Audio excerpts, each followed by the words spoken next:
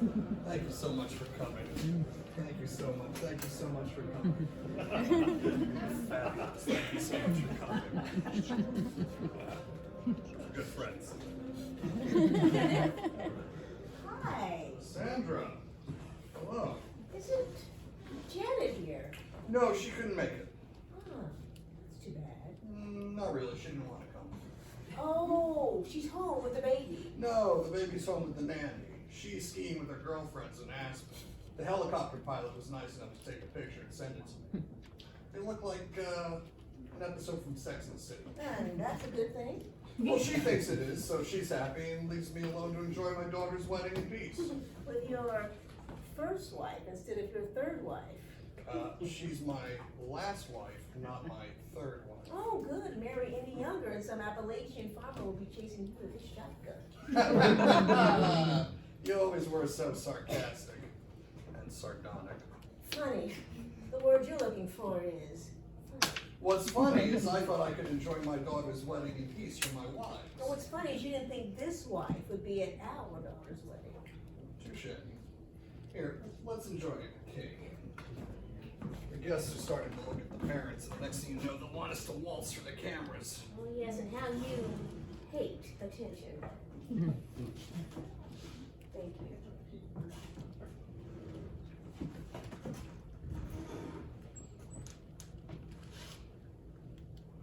You know, you were the only one of my wives I didn't propose to. To whom I didn't propose.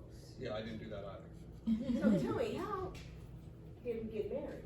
Oh, you don't know this one? Because you came over for lunch and told my mother and grandmother, Kenneth and I are engaged.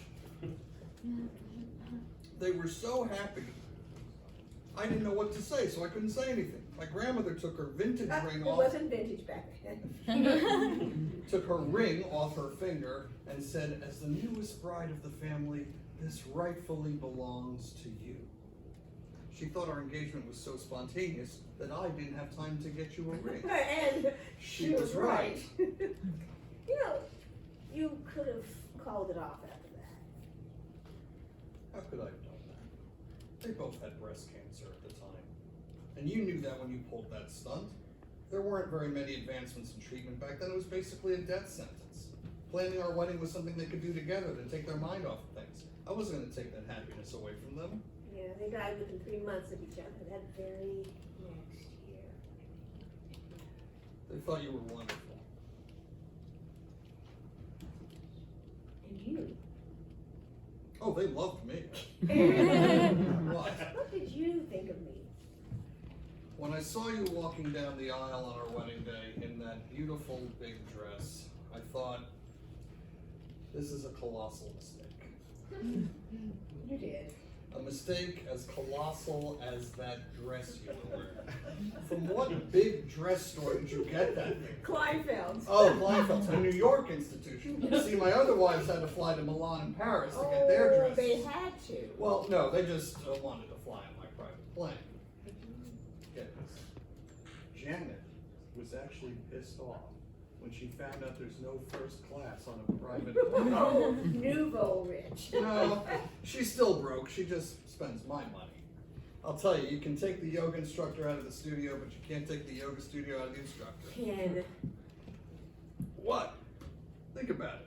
Repackaging an age-old practice of the Indian people, who, by the way, she would not condescend to speak to on the street, and selling it to a bunch of rich white ladies who think she's the guru because she managed to land permanently into a temporary position, all while failing to make it on Broadway. Well, she and everyone else in New York. Yeah, except she managed to make it onto my private plane. I'll tell you, she wants to forget that she ever worked for a living, and now looks at anyone who does like shit. Ken, girls like Janet are obvious. You can't blame her for being who she is. That's true. She didn't coerce me. Unlike some wives I'm sitting with. No. When did you know you wanted to divorce me? 1977. It was the summer of Sam. It was in the middle of the blackout. Home from work, in the dark, up those 4 flights of stairs. And by the way, I've never even told my therapist. But I remember thinking, if this is the end, like everyone says it is this how I want to spend my last days? And the answer was no. Oh. How about you? On our wedding day, you weren't the only one who knew it was a colossal mistake as I walked down that aisle. Now you tell me? Well, better late than never.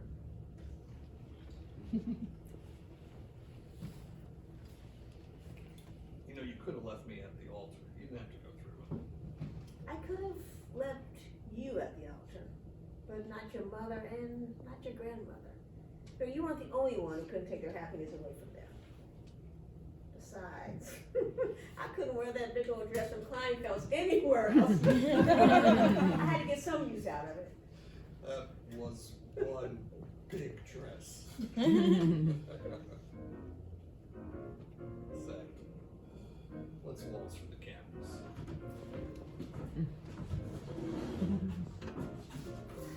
All that money, you never really learned how to dance. All that money. Even after your divorce from Francis. 5 long years in divorce court, all to make her just go away. $250 million to go away. Oh, somebody here reads page 6 of the New York Post. And everyone here reads page 6 of the New York Post. That's why they're staring at us. That's true. You know what? Let's give them a show. Here, let's wave at them. What they want to see.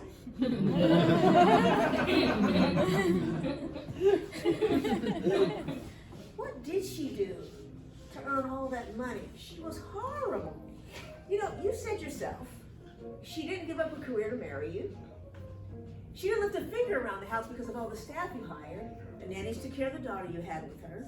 The daughter wouldn't even speak to her anymore. So what did she do to earn $250 million? She was so horrible that I never wanted to see her again. Look, I have more than enough money for myself, for all my wives, for my progeny, for generations. I don't want to spend the rest of my life in divorce court while pushing up daisies. When you could just marry someone younger than your daughter with your first wife and recreate the whole thing all over again. Why is it that you never saw what a colossal mistake your subsequent weddings were? Because by that point I just realized that men of my generation get married. That's what we do. Besides, I can't go to a club and meet a short. Oh, don't say that. Okay, it sounded better in my head. Keep that in your head. But seriously, it's not like when we got divorced. I went to Studio 54 and I did coke with all these models. They were literally swinging from the chandeliers back then. Oh, I know, I remember. You were swinging from a chandelier at Studio 54? I would have remembered that. You just said you were high on cocaine. How could you remember anything that happened at Studio 54? Say, were you at that New Year's Eve party? When they had a 4-inch layer of glitter on the floor? Yeah. Yes, I was. I would have sworn I would have run into my wife at the Studio 54 New Year's Eve party. I did. In the ladies' room. I ran into her in the ladies' room. Your penis ran into my vagina, and it was the best sex we ever had. Must have been the cocaine. I wonder I found glitter in my ass crack the next day. Yeah, everyone at that party found glitter in their ass crack the next morning. You always were such a narcissist. You had to work on Wall Street. Say, how come you never got remarried? Tell me that. Ah, why is it that I never crashed a car after being in a car crash? Tell me that. Come on. It wasn't as bad as all that, was it? The colossal mistake of our marriage? Come on, Ken, we finally agreed on something. Yeah. But we did raise the happiest, most beautiful daughter in the world. Who's staring at her parents right now. Wave to her.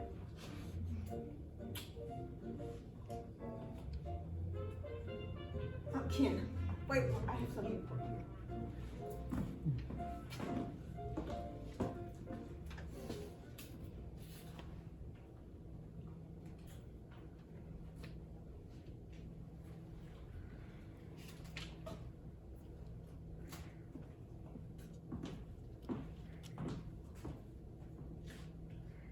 Oh. Oh. Wow. I haven't seen that since the summer of Sam.